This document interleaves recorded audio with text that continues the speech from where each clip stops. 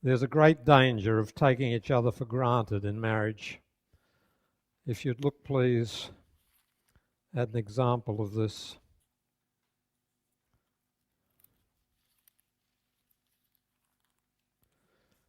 In chapter 5, and I'm reading from verse 2. I slept, but my heart was awake. Listen, my lover is knocking. Open to me, my sister, my darling, my dove, my flawless one. Surely that'd be enough to get any door open. My head is drenched with dew, my hair with the dampness of the night. And then you have her response. Here, a loved one who's been out hunting or doing something has come home again and says, let me in, I want to see you. Here's her response. Well, I've taken off my robe. Must I put it on again? I've washed my feet. Must I soil them again? So here you have an example where marriage has settled down a bit. And the initial excitement has died away. And this bride is beginning to take the bridegroom for granted. Notice what happens next. Verse 5. I arose to open for my lover after this delay. Verse 6, I opened for my lover, but my lover had left. He was gone. My heart sank at his departure.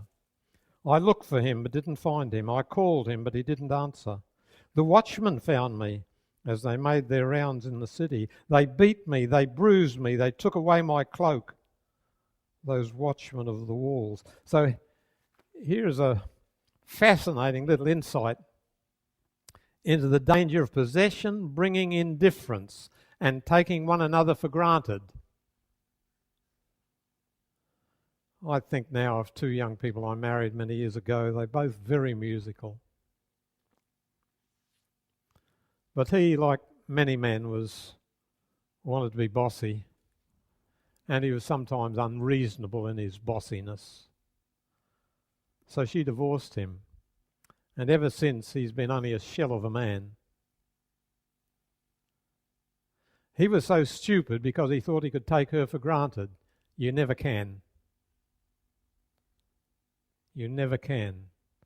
Every married person needs to be aware of the danger that possession can bring indifference and lead you to take the spouse for granted and ruin the marriage. It's a very real problem. So here is this girl in bed, and he knocks. The husband wants to come in and be with her again, and she says, well, I'd have to get dressed again to get up, and I'd have to wash my feet again. And while she hesitates, he's gone. You see, we're a sensitive lot. Every one of us is capable of being hurt so easily. And unless we learn to bear and to forbear, when we're hurt, we leave. And that's how you get divorce. So this book of ecstasy has some very practical warnings, and that is one of them. Love is exclusive. Would you look at chapter 4 and verse 12? You are a garden locked up, my sister, my bride. You are spring enclosed, a sealed fountain. What it's saying is the spouse has only one partner. To all others, she or he is sealed up. And yet I have to say to you that adultery is not a primary cause of divorce. The major cause for divorce, apart from one or two of the things we've mentioned, marrying a stranger, etc., etc., apart from that, the major cause for divorce is not adultery but selfishness. If a man has been spoiled in his home, mother's done everything for him, he anticipates that his bride is going to be like his mother, you know, he's stupid. And he'll learn at leisure. Human nature doesn't like that sort of expectation. Selfishness, self-centeredness is the main cause for broken marriages.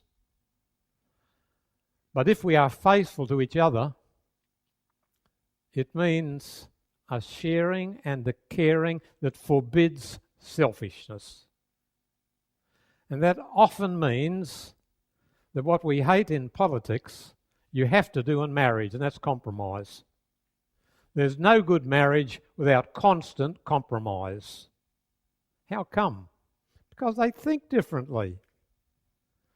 Jill and I often disagree on things, and to my chagrin, she's usually right. So nowadays, getting old, I buckle in rather early, say, have it your way. And that's to my profit, because she's usually right. You know, I've done many silly things but for Jill. She's usually right. So marriage is bearing and forbearing. It is being each for the other. And no third party should ever be allowed to come into that circle to share its intimacy. That is a tremendous admonition that's found in this book.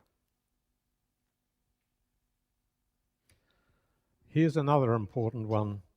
Smallest things can spoil a healthy relationship. Would you look at chapter 2 and verse 15?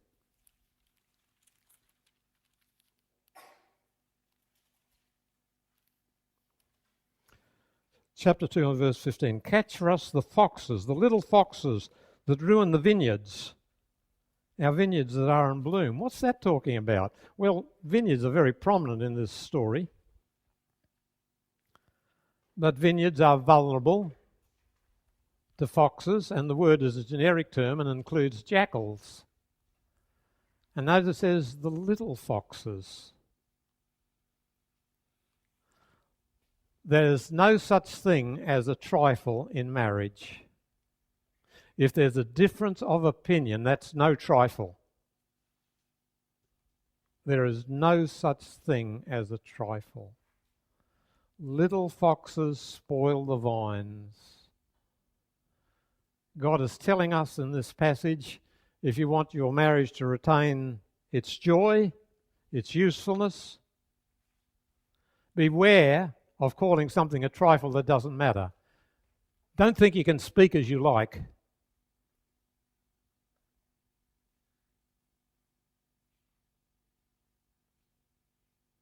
Beware of the little foxes.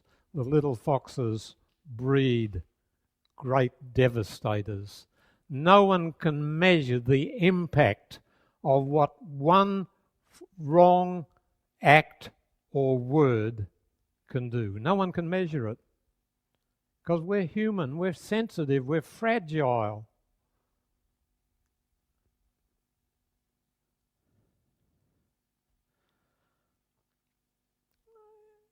Over many years of teaching, I created a number of respectable enemies who felt that I was misleading the young ministers in training.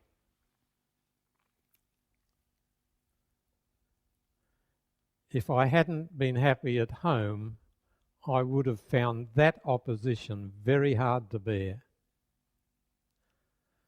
But if a husband or wife is happy at home, they can tolerate a great deal of stress. If they're not happy at home, they can't.